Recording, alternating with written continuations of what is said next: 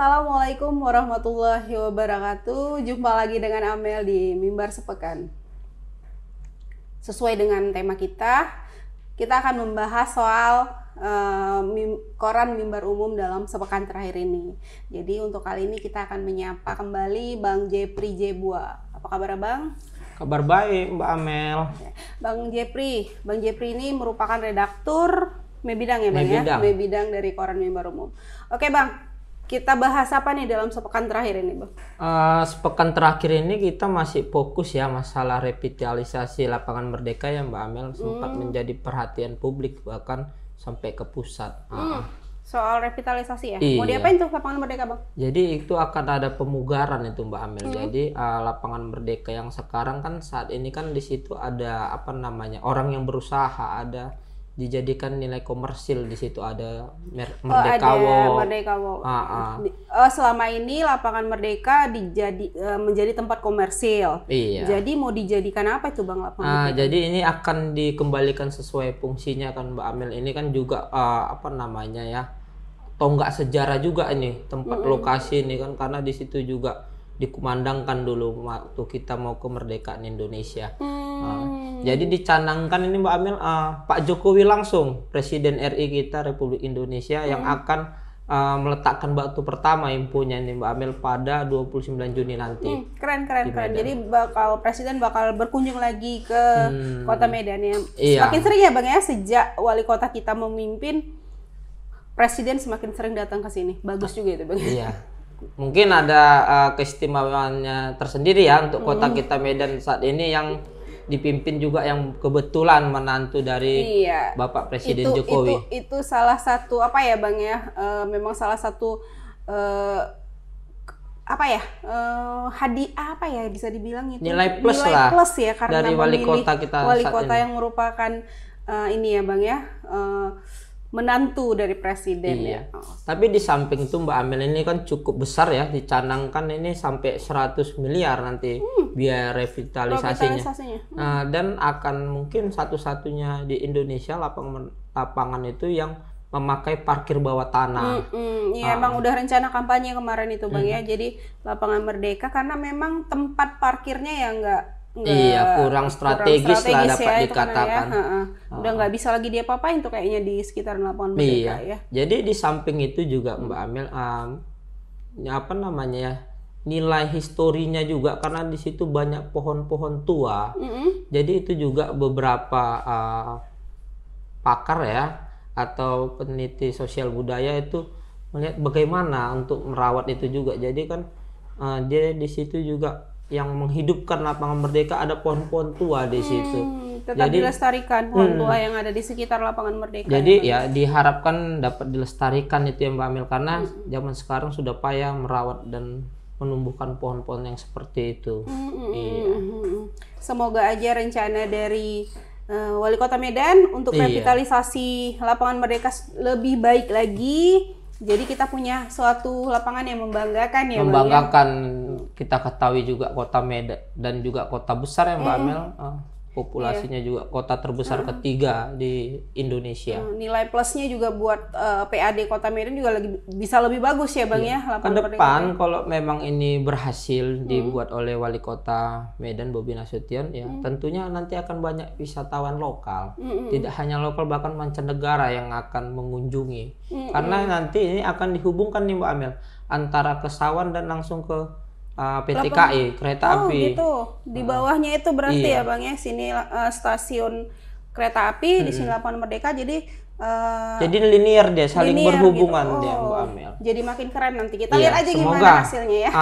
Oke Bang, apalagi nih Bang yang dalam sepekan kita bahas sebagai selanjutnya kemarin kita menugaskan wartawan kita ya Mbak Amel untuk melakukan liputan khusus itu terkait bansos yang tidak tepat sasaran Mbak Amel. Bansos, jadi bantuan sosial yang selama ini digelontorkan dari pemerintah pusat dan pemerintah daerah dinyatakan tidak tepat sasaran. Siapa yang ngomong tuh Bang? Jadi dari laporan wartawan kita ya Mbak Amel, setelah melakukan peliputan kepada masyarakat, ada di masyarakat Medan Johor itu, tepatnya di Kelurahan Kedidurian, masih ada masyarakat yang memiliki mobil, bahkan ada juga dia punya 1-2 rumah kontrakan yang mendapatkan PKH. Wis. Dan juga dia tercatat sebagai penerima BPJS PBI dari Pemko Medan. Itu untuk PBI itu ditanggung oleh APBD yang Mbak Amel, sementara PKH langsung ke pusat. Wah. Jadi caplingnya gimana itu? Nah, ini kita masih terus menelusuri ya Mbak Amel untuk terus kita lakukan konfirmasi. Sampai sekarang kita masih terus berusaha karena dari cerita warga ini Mbak Amel, laporan dari wartawan bahwasannya memang warga ini kurang mampu sekali. Di antara rumah-rumah yang ada di situ hanya dia bersama ibunya yang tinggal di rumah kayu. Itu tanahnya milik dia juga? Tanah ketepatan dari laporan wartawan kita, tanah di pinggir rel Mbak Amel. Tanah pinggir rel. Iya.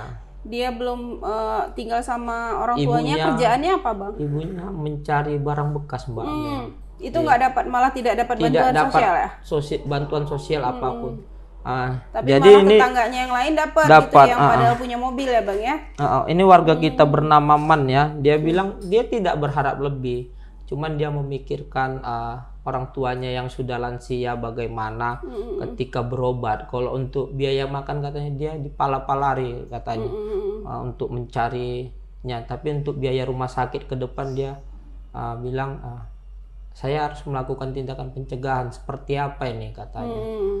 Iya, karena gimana pun ya kalau orang tua ya tanggung jawab ya Bang ya. Jadi pasti ngelihat, tetanggaku kayak gini, dia bisa dapat, aku kok enggak gitu ya kan. Padahal kalau dilihat dia punya mobil, itu memang caplingnya tuh yang harus dipertanyakan juga itu. Gimana konsepnya, jangan-jangan ada apa-apa, jangan-jangan ada gimana gitu. Kita harus perjelaskan ya. Iya Mbak Amel. Dan ini juga mendapat atensi juga dari akademisi dari USU yang Mbak Amel di sini. Kemarin ada Dr. Heri Kusamto yang juga dia pengamat sosial. Setelah dia mengetahui ada laporan BPK, ada indikasi di sana Mbak Amel kebocoran anggaran, dan juga dia menilai ini internal pemerintah tidak sinkron antara mungkin dia dari pejabat daerah turun ke kecamatan, Prokopinda kabupaten kota, turun di Prokopinda kecamatan sampai ke kelurahan. Makanya seperti itu ya Bang ya. Jadi di sini ya cukup riskan ya Mbak Amel. Benar yang Mbak Amel memang itu sampaikan. Di masyarakat memang seperti itu Bang, banyak yang masih kita temukan yang mudah-mudahan jangan terjadi lagi lah ya. Apalagi kayak tadi yang berita awal, kita punya di Medan punya menantu presiden langsung memimpin, jangan sampai ada lagi lah yang seperti ini ya Bang. Jadi kan kesannya salah sasaran Bang. Kita juga kan turut berempati dengan peristiwa ini kan. Itu tadi yang ngomong siapa Bang? Ada Pak Dr. Heri Kusamto, akademisi USU ini Mbak Amel. Akademi USU ya Bang. Dan pengamat sosial nih. Ini cukup menarik ya Bang ya. Ini Bang, soal kebutuhan pangan kita muat nggak Bang untuk tahun ini? Untuk ini kita udah jelang Idul Adha ya. Kemarin untuk sepekan kemarin itu kita ada bahas soal terus naik itu Bang untuk kebutuhan pokok. Kalau untuk minggu ini gimana Bang? Di daerah juga wartawan melaporkan yang Mbak Amel itu bahan-bahan kebutuhan pokok itu cukup naik seperti cabai, bawang, sempat mengeluh. Masyarakat sudah sangat mengeluh. Iya. Aku dengar ya, karena awak juga ke lapangan ya, karena belanja cabai udah sampai tembus 100 ya Bang ya, 100 ribu. Itu bawang itu hampir 50.000 katanya. Yang belum pernah di harga segitu Mbak Amel. Jadi itu laporan dari Sergei, Tebing Tinggi, Kota Medan, hampir semuanya begitu. Deli Serdang dan Binjai. Ini harus diwanti-wanti juga ya, terus TPID harus turun ya Bang ya, untuk memantau gimana Satgas Pangan ya, terutama Mbak Amel ya. Setelah kita mengalami untuk minyak goreng yang Mbak Amel ini sekarang sudah di bahan-bahan pokok lagi. Masalah minyak goreng sudah hampir mereda. Masalah bahan pokok sekarang yang melanda. Aduh. Oke Bang, apalagi kita bahas Bang untuk sepekan ini? Ini kalau kita dari Deli Serdang yang Mbak Amel ini luar biasa ini untuk menunjang kinerja partai politik Mbak Amel. Di Deli Serdang itu ketua partai politik minta jatah 3 kali lipat ke bupati Mbak Amel. Jatah apa itu Bang? Jadi selama ini kan dia ada anggaran nih Mbak Amel yang didistribusikan dari anggaran daerah kepada partai politik. Oh, itu gitu. kalau tidak salah melalui Kesbang Poldenmas ya. Jadi setelah dikaji-kaji ada pertemuan antara ketua partai politik di Deli Serdang bersama bupati. Jadi mereka memohon, meminta lah mungkin ya agar 3 kali lipat dinaikkan anggaran untuk biaya partai Mbak Amel. Karena itu dapat dihitung-hitung dari jumlah suara mereka. Jadi mereka meminta karena suara mereka itu besar, mereka meminta 3 kali lipat dari yang diberikan selama ini ya Bang ya. Jadi untuk Deli Serdang itu sendiri Mbak Amel itu berkisar di harga masih 3.500. Jadi per suara. Jadi mereka mengharapkan itu di angka 10.000. Iya. Karena memang sudah ditampung anggaran itu 3 miliar lebih Mbak Amel. Ya, ini jelang-jelang tahun politik ya Bang ya. Orang itu udah mau mulai memanaskan roda-roda politiknya, jadi harus butuh dana yang besar. Jadi biar masyarakat lah yang menilai itu kan Mbak Amel seperti apa selama ini sumbangsi yang dibuat partai politik untuk masyarakat, khususnya yang dipilih melalui jalur-jalur politik yang Mbak Amel seperti bupati, anggota DPR. Jadi kita akan tetap pantau ini Bang ya permasalahan ini ya. Jangan cuman hanya Deli Serdang, kayaknya daerah-daerah lain itu perlu kita pantau juga gimana perkembangannya. Iya. Kalau untuk di Medan masih 5.000 tuh Mbak Amel. Masih 5.000 ya. Ini minta 10.000 mereka ya. Minta 10.000 mereka Mbak Amel. Oke Bang. Apalagi nih Bang yang kita bahas untuk sepekan yang jadi fokus utama kita Bang? Oh ini ada Mbak Amel dari Kejari Medan ya Mbak Amel yang mengungkap kasus korupsi dana BOS itu Mbak Amel di SMA Negeri 8 ya. Oh masih tetap? Iya, sampai masih tetap. Sekarang kayaknya nggak hilang-hilang tuh ya Bang ya korupsi dana BOS itu gimana? Kita nggak tahu ya Mbak Amel di negara kita ini di dunia pendidikan yang membentuk kaum intelektual itu sendiri sudah ada gitu bibit-bibitnya. Jadi bagaimana nanti ke depannya sementara pengelola anggaran yang di sebuah institusi pendidikan melakukan hal-hal seperti itu. Iya, apalagi kalau dipikir ya Bang, dibanding tahun-tahun sebelumnya ini dana BOS langsung dikirimkan ke rekening siswa ya kan. Maksudnya yang ngelola ini kecil gitu loh, hanya kepala sekolah dengan beberapa ratus orang siswa. Ini pun tetap juga bisa ini presiden buruk ya bagi dunia pendidikan yang Mbak Amel, terutama anak-anak kita peserta didik yang bersekolah di situ. Ini kan membangun stigma negatif antar sekolah. Bagaimana sementara mereka mau menjadikan sekolah mereka sekolah unggulan, tetapi oknum-oknum yang ada di dalamnya melakukan tindakan yang kurang terpuji.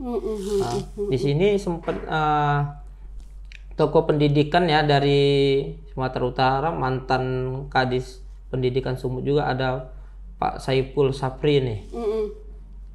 Dia mengapresiasi atas pengungkapan kasus ini oleh Kejari Medan Mbak Amel. Dan ini prosesnya masih berjalan di Pengadilan Negeri Medan. Dan akan tetap kita pantau ya Bang kita harapkanlah dapat hukuman yang seberat-beratnya lah sesuai dengan perbuatannya Mbak Amel. Oke. Bang, mana edisi kita yang terakhir Bang untuk koran Mimbar Umum? Ini Mbak Amel. Ini edisi terakhir. Ini Bang yang aku pinjam ya. Kita tunjukin ke pemirsa kita. Ini koran Mimbar Umum edisi Jumat 10 Juni ini tentang bansos ya Bang. Bansos salah sasaran, ini kebijakan pemerintah yang kurang efektif.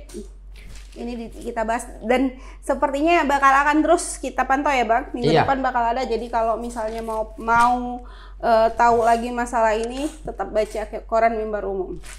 Oke, Bang Jepri, makasih Bang atas waktunya. Kembali kasih Mbak Amel. Oke, makasih begitulah pemirsa pertemuan kita minggu ini. Assalamualaikum warahmatullahi wabarakatuh.